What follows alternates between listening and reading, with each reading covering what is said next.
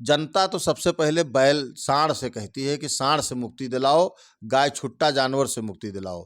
क्योंकि जो जानवर हैं ये चरते भी हैं, सबको जो है खेती नष्ट करते हैं और गांव में मार देते हैं, गायों को मार देते हैं, आदमियों को मार देते हैं। कई हमारे क्षेत्र में कई लोग सांड के मारे जाने से मर चुके हैं। कि जो है हमको टिकट दिया, 2 बार हम चुनाव हारे हैं, तीसरी बार हम पर भरोसा जताया है, तो इसलिए मैं उनको धन्यवाद देता हूँ पड़ता है। जिस गांव में मैं जाता हूँ उस गांव में लोग खुद ही कहते हैं कि आपने ये सड़क बनवाई, आपने खड़ंजा लगवाया, आपने बिजली लगवाई।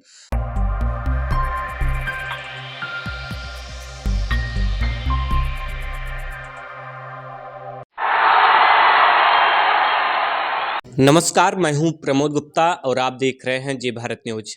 अभी हम उत्तर प्रदेश के गोंडा जिले में हैं और यह कटरा विधानसभा में बैठे हुए हैं और यहां से हम बातचीत करने के लिए आज हमारे जो खास मेहमान हैं बैजनाथ दुबे जी, यहां से सपा ने इनको चुनावी मौका दिया है, उतारा हुआ है और जो भाजपा से है बावन सिंह को टिकट मिला है। सबसे पहले जी भारत में आपका बहुत बहुत स्वागत है। धन्यवाद आपको, आपके चैनल को भी धन्यवाद, शुभकामनाएं।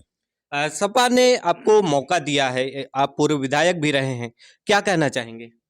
मैं माननीय राष्ट्रीय अध्यक्ष जी को बहुत बहुत कोट कोट धन्यवाद देता हूं कि जो है हमको टिकट दिया, 2 बार हम चुनाव हारे हैं, तीसरी बार हम पर भरोसा जताया है, तो इसलिए मैं उनको धन्यवाद देता हूं। और जनता को धन्यवाद देता हूं कि आप लोग 10 साल में हारा हूं लेकिन पूरी जनता हमारे साथ लड़ाई लड़ रही है, इसलिए मैं जनता को कोट कोट धन्यवाद देता हूं।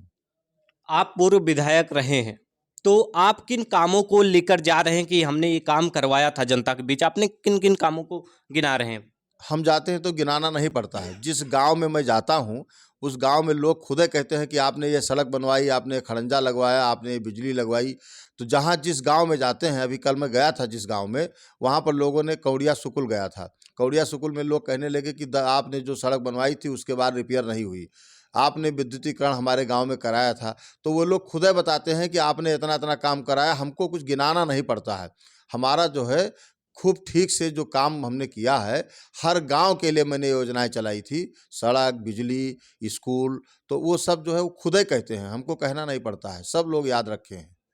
यहाँ पे अगर हम बात करें कि इस कटरा विधानसभा की, यहाँ पे जब जो सबसे ज़्यादा परेशानी की बात है, यहाँ पे बाढ़ आती है, युवाओं के पास रोजगार नहीं, इसके लिए क्या कुछ आप मैनिफेस्टो में रखे हुए हैं?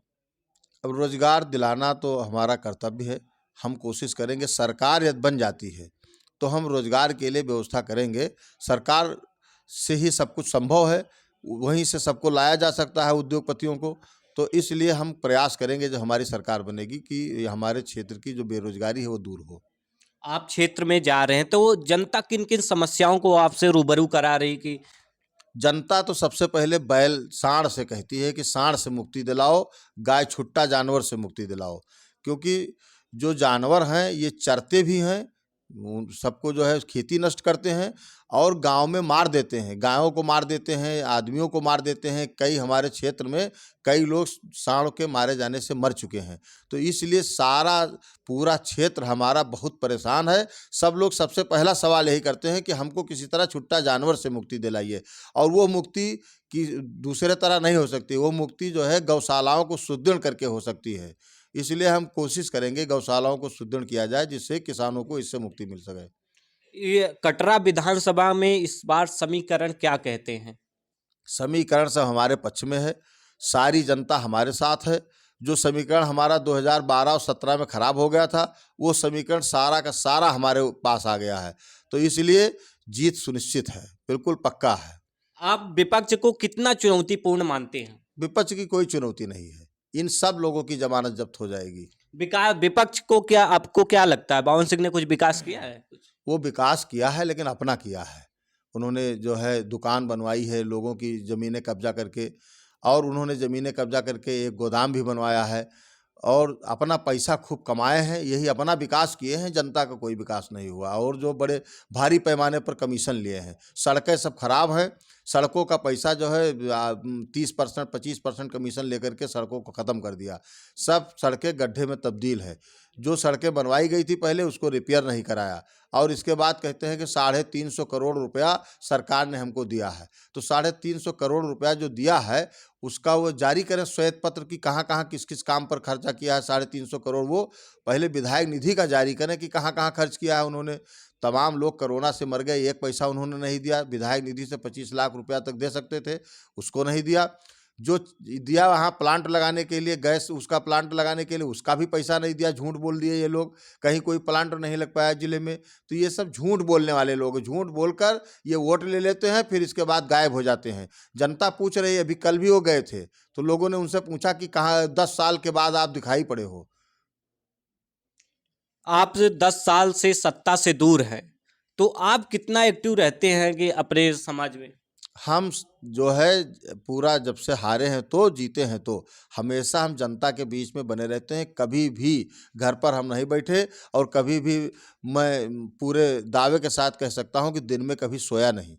18 घंटा मैं काम करता हूं जनता के लिए, चाहे हारूं चाहे जीतूं। सरकार बनी तो उसके लिए मैं दौड़ दौड़ करके सड़कों के लिए, विद्युतीकरण के लिए, स्कूल के लिए, अस्पताल के लिए मैं दौड़ रहा था। खैर जो भी हो पाया वो किया, चूँकि विधायक नहीं था तो उतना ज़्यादा मैं नहीं कर पाया, लेकिन 17 से 22 तक जो है जनता के लिए मैंने संघर्ष किया। तो हम हमेशा जनता के बीच में बने रहते हैं, सुख दुख में, मर्गी हरगी में, शादी विवाह में, मुंडन में, जन्मदिन में, सब जगह पहुंचता हूं। एक सवाल आपके निजी जीवन से लूंगा, आपकी राजनीति का जो करियर है वो कहाँ से शुरू हुआ? 1996 में मैं जो है गांव में प्रधानी के चक्कर में गया था। हमारे गांव के ही एक पटीदार प्रधानी लड़ते थे, तो उनको जो है उनके मदद में गया था। धीरे धीरे मैं बीडीसी लड़ने लगा, और बीडीसी लड़के फिर इसके बाद ब्लॉक प्रमुख 1996 में बना। फिर संघर्ष किया जनता के लिए, किसानों के लिए, सबके लिए। तो इसके लिए फिर हमारी पार्टी ने हमको टिकट दिया, और मैं 2002 से 2012 तक एमएलए रहा। एक वीडियो आपका सोशल मीडिया पे काफ़ी वायरल हुआ था जिसमें आप आप पर कार्यकर्ताओं को भड़काने का आरोप लगाया गया है, तो क्या था वो वाकया? समय समय पर हर चीज़ की आवश्यकता होती है।